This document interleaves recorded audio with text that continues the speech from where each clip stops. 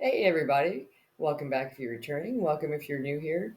And today we're going to use the Soul's Journey lesson cards by James Van Prague. And I had already pulled a card, and then a delivery truck pulled up outside. Miley lost her mind. So I just started over. Oddly enough, it was perseverance. I know that I can do whatever I set my mind to. And I love that topic. We've talked about self discipline and how if we can discipline ourselves into taking the small daily actions to reach our goals, it's that whole you can't eat an elephant all at once. It's one bite at a time. No matter what it is that you desire to achieve, to accomplish, to acquire, if you can identify the small daily actions that are going to make that possible without being overwhelming, that will truly reinforce that knowledge that yes, I can do this. We only have so much time in the day. We only have so much energy for each day.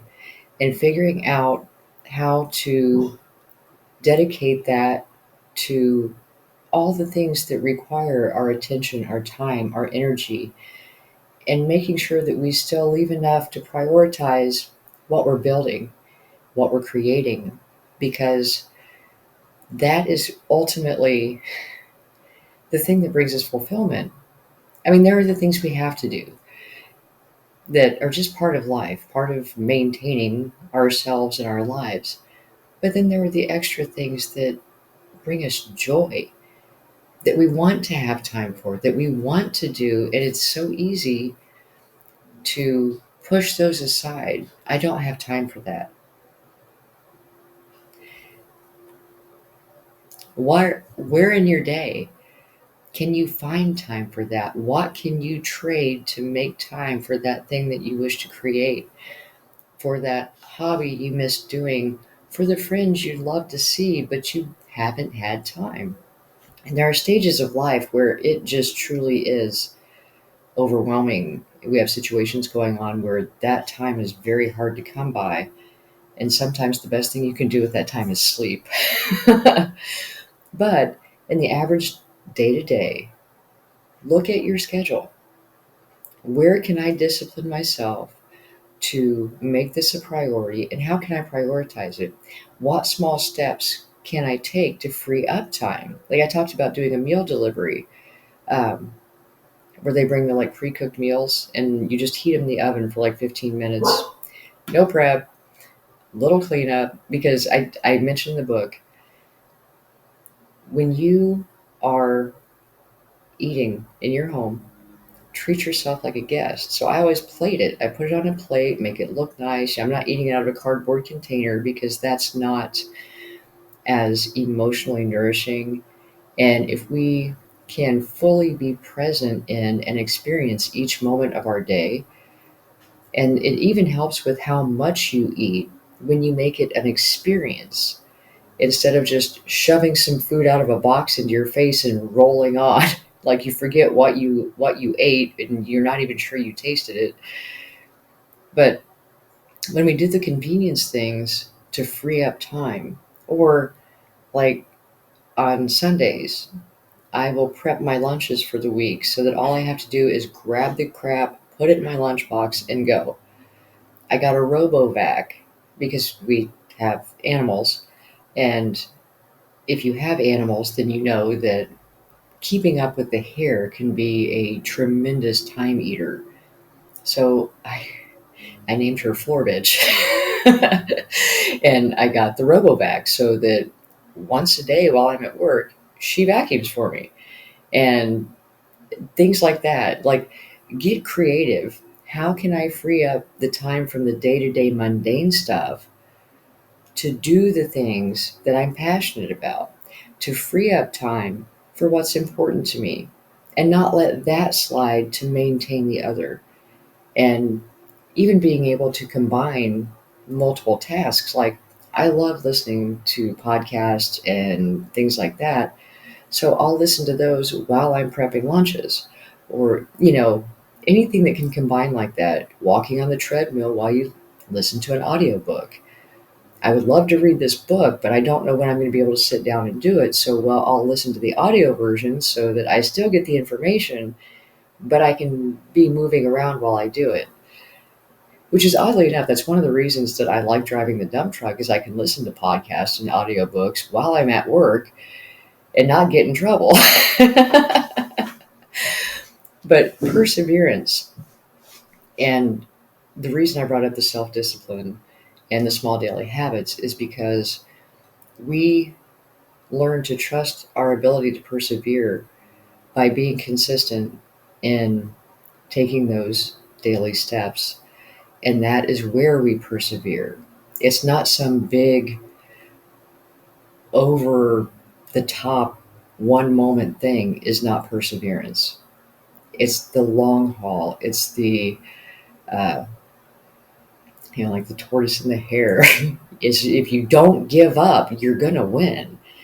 And where in that story, just an old story, and it holds so much truth because the tortoise was slow, and by all odds the hare should have won, but the hare saw how far ahead he was and took a nap, and the tortoise just kept plugging along, plugging along, plugging along, and won. So I know that I can do whatever I set my mind to. If you get discouraged about the amount of time it's taking, know that it's okay. Don't give up because it's going to take time. I say this a lot because it's for me too. The time will pass either way. If you stay committed and you stay disciplined and you keep doing those small daily things, just like the tortoise, don't take a nap, don't throw in the towel, just keep on plugging along. You'll get where you want to be. And the time is a necessary part of building the perseverance, the discipline, the intestinal fortitude, because life's got its ups and downs. We're never going to escape that. And as long as we know that we're not going to quit on ourselves, we'll get there. And if truly something is meant for you, the journey to that destination is just preparation so that you don't create all this and then lose it because you don't know how to hold on to it. So know that you can do whatever you set your mind to, and don't give up. Persevere. And oddly enough, we were talking about this today, this morning. My guy is helping his son lay some flooring, and he wasn't really looking forward to it. It's Saturday morning when I'm recording this, and you get to the weekend, it's like, oh, let's relax. Well, the thing is, I know he and I are very much alike in this way. The thought of the project may not be enthralling, but once you get involved in it and you start to see the progress and you're doing something that takes a room from like to wow, and being able to step back and be like, I did that. And all of a sudden, at that moment of the finished product and being able to step back and feel the accomplishment and just taking it in like, I did that. That in itself is so rewarding and worth the perseverance that it took to get there. So I hope this helps. Uh, we've talked about different ways to work on the self-discipline and rewarding yourself at stages in the process. Don't just keep pushing, keep pushing, keep pushing. Do little things, set milestones. When I reach this point, I'm going to treat myself to this. Reward yourself for your perseverance, just like you would a child who's learning something new and they do a good job, and so you reward them for it, because your inner child is the one that's pouting because it looks like it's going to be hard and they want fun. So do your best to make it fun, make the journey fun. Try not to attach so much to the outcome and how long it's going to take, but be present, just like plating your meal and fully experiencing each moment of your day.